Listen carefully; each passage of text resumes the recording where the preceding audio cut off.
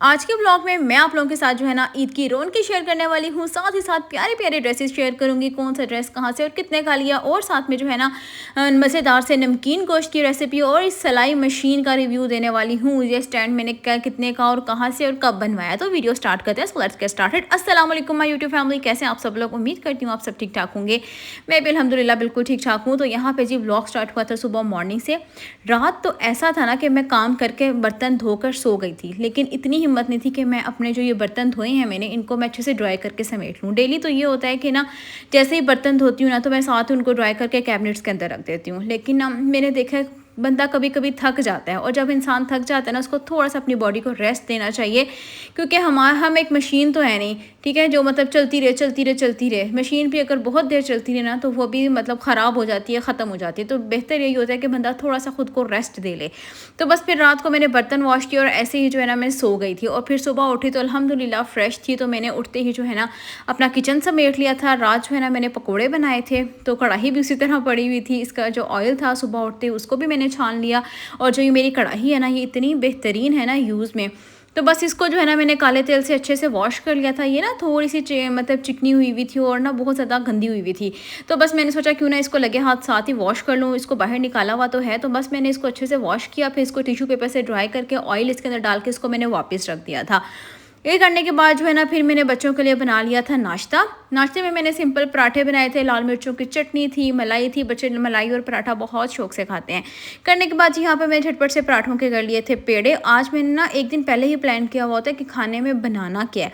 मैं बच्चों से, हस्बैंड से, सबसे पूछ लेती हूँ, फिर जी हम लोग डिसाइड कर लेते हैं अच्छा ये बनेगा। और ये रात को ही हम प्लान करते हैं क्योंकि सुबह उठते ही मुझे खाना बनाना होता है। तो बस आज बनाना था नमकीन गोश्त, और ईद आ रही है और आप लोगों ने इस रेसिपी को लाजमी ट्राई करना है।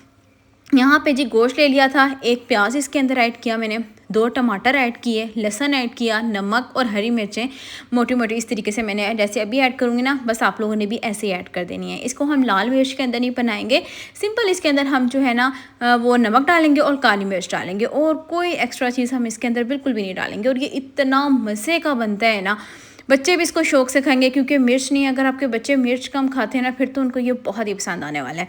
तो बस यहाँ पे जो है ना मैंने इसको फिर जब गोश्त गल गया था इसको आंच तेज़ करके ना इसके अंदर मैंने ऑयल ऐड किया और इसको तेज़ आंच पे अच्छे से मैंने भून लिया था। और इतना वो बेहतरीन बन गया था ना, ये गला भी बहुत अच्छा था। और फिर जो है ना मैंने इसको अभी ना हल्की आंच पे रखना था दम पे, क्योंकि फिर मैंने सोचा इसको रात को रख दूँ, क्योंकि जब मेरे हस्बैंड ने आना था ना तब मैंने इसको दम पे रखना था। फिर इसका ऑयल जो है ना वो अच्छे से निकल आना था। तो बस जब मैंने जो है ना बच्चों को नाश्ता दिया, बच्चों ने किया ये कि पूरा मेरे इस कारपेट के ऊपर जो है ना रग के ऊपर जूस गिरा दिया था। और फिर क्योंकि मैंने कुछ दिन पहले ही इसको वॉश किया था, आप लोगों के साथ वीडियो भी शेयर की थी, तो बस इसको मैंने उठा के ना अपने बाहर जो टेरेस है उस पर रख दिया था। क्योंकि सुबह में इतनी तेज़ धूप थी ना, सुबह 7 बजे सूरज जो है ना इतना ज़्यादा यहाँ पे होता है ना कि बंदा बाहर टेरेस पे खड़ा ही नहीं हो सकता। तो बस इसको फ़िलहाल मैंने ऐसे ही टेरेस पे रखा कि रात को जो है ना मैं इसको वॉश कर लूँगी जब मुझे टाइम मिलेगा। तो बस हाथ में जब मैं इसको रखने की तो देखा माशाल्लाह माशाल्लाह सामने हुआ साथ वालों का ना, हमारे घर के जो साथ हैं इन्होंने भी बकरा ले लिया था और वो मुझे घुर घुर कर देख रहा था। और ये जी हमारी गली में इतनी रौनक, और इस ईद की तो रौनक ही अलग होती है।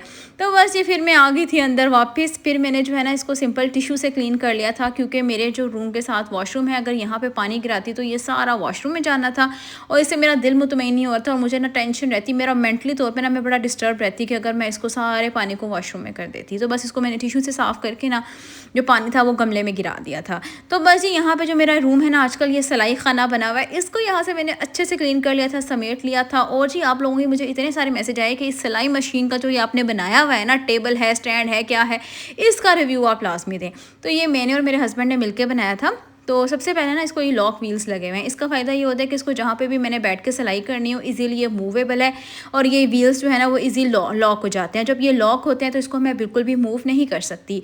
तो ये देखें जब ये व्हील्स लॉक ना हो तो कितने अच्छे ये मूव हो सकती है। उसके अलावा जी ये पूरा नीचे का इसका हमने टेबल बनाया था, लकड़ी का है ये, और जो पीछे है ना वो लोहे की शीट लगी हुई है। उसके अलावा जी यहाँ पर मैंने एक दराज बनवाया था, अभी बड़ा मैसी सा हुआ है क्योंकि मैं आजकल काफ़ी ज़्यादा कपड़े सिलाई कर रही हूँ, और ये पैसे मेरे इसी में बड़े रहते हैं। क्योंकि मेरी मशीन के मतलब जो सुई लेकर आनी हो या फिर चौक ख़त्म हो गया हो, आजकल चौक ख़त्म हुआ है वो मैंने लेकर आना है। चौक की जगह आजकल मैं साबुन का यूज़ कर रही हूँ ना, अभी हो तो हम कोई जुगाड़ लड़ा ही लेते हैं। अच्छा, ये जो मेरी मशीन है ना, ये है सिंगर की, बहुत ही बेहतरीन है और इस मशीन को मैंने इस स्टैंड के साथ जो है ना पेज से अटैच किया हुआ है। तो ये बड़ा ही बेहतरीन है, आप पिक्चर दिखा के ना किसी से भी लकड़ी वाले से बनवा सकते हैं। और जी ये पिछले दिनों जो मैंने आपके साथ बेडशीट शेयर की थी ना, ये वो मैंने बिछा ली थी, कैसी लग रही है आपने कमेंट बॉक्स में लाजमी बताना है। उसके बाद जी ये कुछ ड्रेसेस हैं जो मैंने स्टिच किए थे। ये वाला ड्रेस अपनी छोटी बेटी का स्टिच किया था मैंने ना, ऑनलाइन पैनल्स मंगवाए थे। तो ये मुझे ऑपोजिट 2 पैनल्स आ गए थे जो मैंने इस तरह आपस में जोड़ के बीच में जोड़ लेस लगा के स्टिच किया था ब्लू वाला। उसके अलावा जी एक और ये ड्रेस था, यहाँ पे मैंने इस तरीके से लेसेस लगा के एक फ़्रॉक अपनी बेटी की स्टिच कर ली थी ऑफ वाइट ट्राउज़र के साथ, बड़ा प्यारी लग रही थी। आप लोगों को कैसी लग रही है आप लोग कमेंट बॉक्स में लाजमी बताना है। कुछ ड्रेसेस हैं जो अभी आपके साथ शेयर करूँगी जो बिल्कुल रेडी थे। उसके अलावा जी यहाँ पे एक और ये वाला ड्रेस था, सारे मैंने हल्के फुल्के इजी अपने बच्चियों के ड्रेसेस स्टिच किए थे क्योंकि गर्मी है। गर्मी में जितने हल्के फुल्के हों, हल्के हल्के कलर्स हों, तो वही बंदा बच्चा कंफर्टेबल रहता है। उसके अलावा जी यहाँ पे अम्ब्रेला कट का जो है ना मैंने ट्राउज़र स्टिच कर लिया था। ये मेरी छोटी बेटी का ड्रेस था। उसके अलावा जी ये मेरी बड़ी बेटी का, ये मैं लेकर आई थी उसके लिए ईद का ज़लवरी से। 3000 रुपीज़ का मुझे मिल गया था और ये घेर पे इसकी बड़ी प्यारी एम्ब्रॉयडरी हुई थी। बड़ा सॉफ्ट कपड़ा था, बड़ा इजी टू वेयर था, मतलब कि इजीली जो है ना इसको मेरी बच्ची पहन सकती है। तो उसके अलावा जी ये एक और ड्रेस, ये भी मैंने ना ऑनलाइन पैनल मंगवाए और उन्होंने क्या किया कि दोनों लेफ़्ट साइड के भेज दिए थे। अब वो मेरे यूज़ में नहीं थे। अब मैंने उसको इस तरीके से अपनी बेटी की ओपन टाइप शर्ट जो है ना वो स्टिच कर दी थी, मतलब कि इस तरीके से एक पैनल ऊपर और एक पैनल नीचे। कैसा लग रहा है आप लोगों ने मुझे कमेंट बॉक्स में लाजमी बताना है।